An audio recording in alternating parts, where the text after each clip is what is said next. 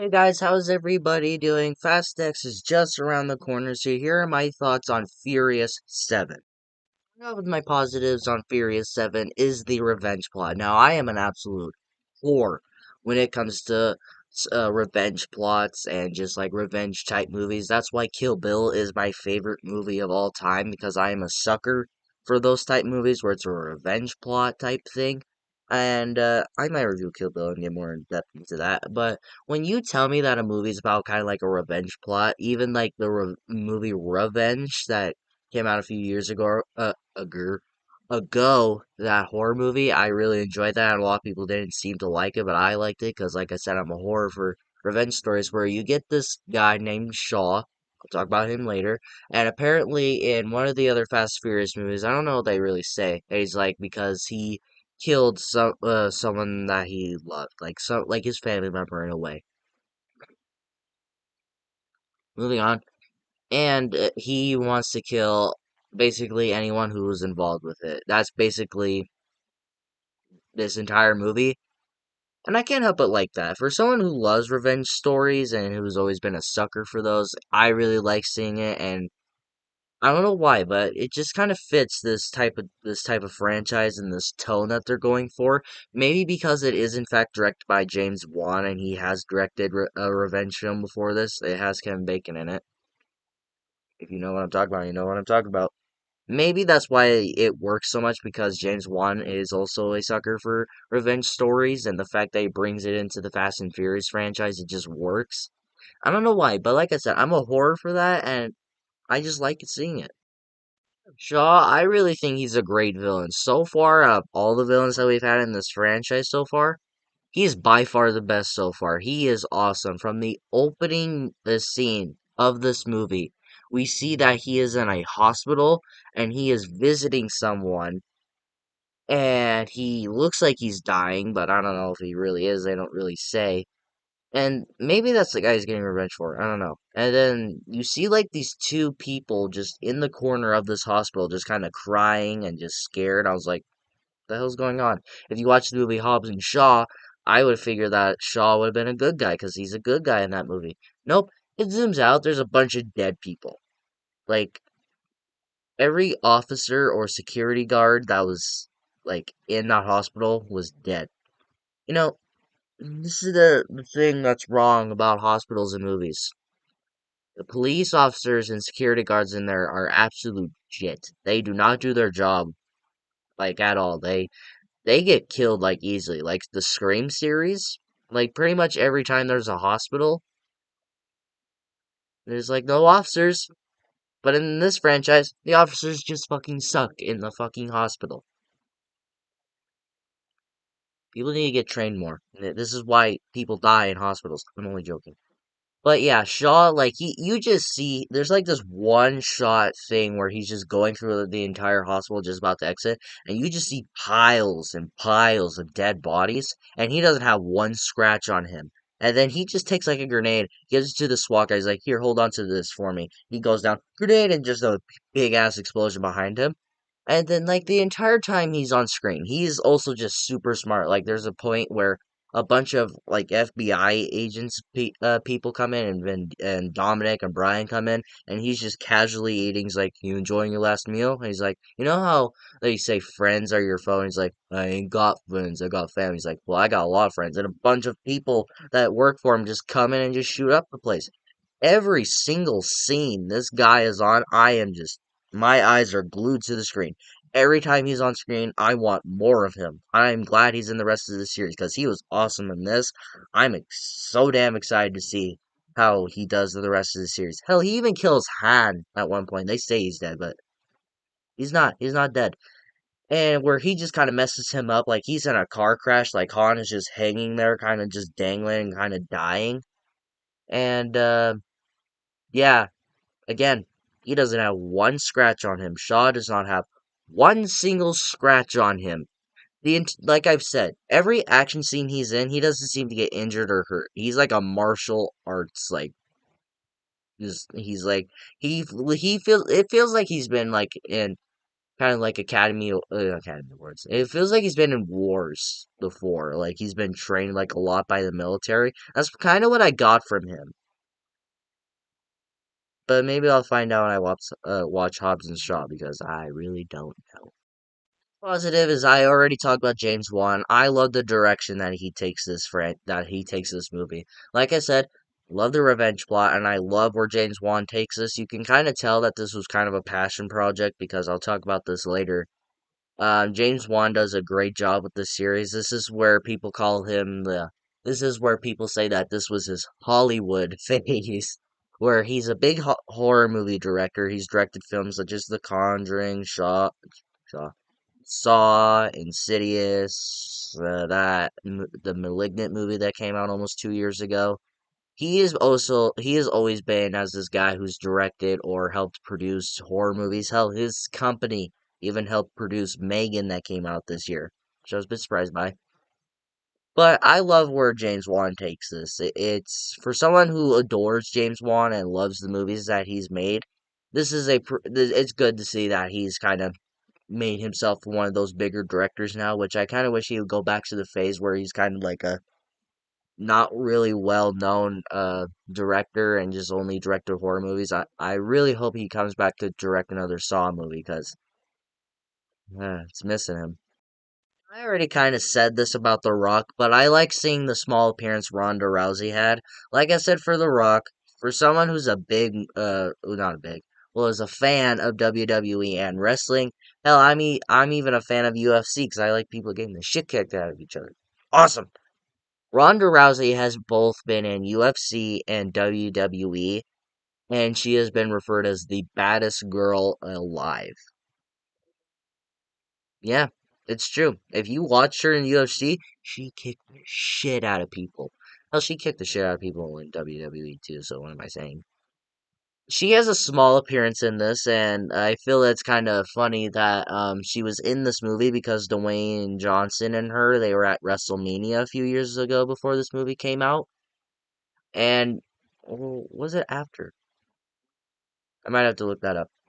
But I think it's kind of funny how Dwayne Johnson and Ronda Rousey are actually pretty good friends in real life, and the fact that they were able to be in the same film together, I bet was a lot of fun. It's kind of a shame that she kind of has a short role in this movie, but I like seeing Ronda Rousey in this movie. I think that she's a pretty damn good fighter and damn scary person. And like I said, for someone who likes UFC and WWE, it's good to see that they're trying to get into acting now and not just be known as this person that's always been known for WWE and UFC. So always be known as. I might sound like a broken record at this point after reviewing the last two movies. The action in this movie was awesome.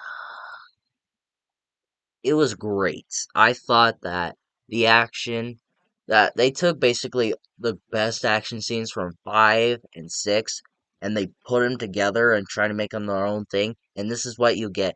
To me, every action scene just topped the next every single time, especially that scene where they're all falling from the sky from their cars, which I still think is kind of stupid that that kind of happens.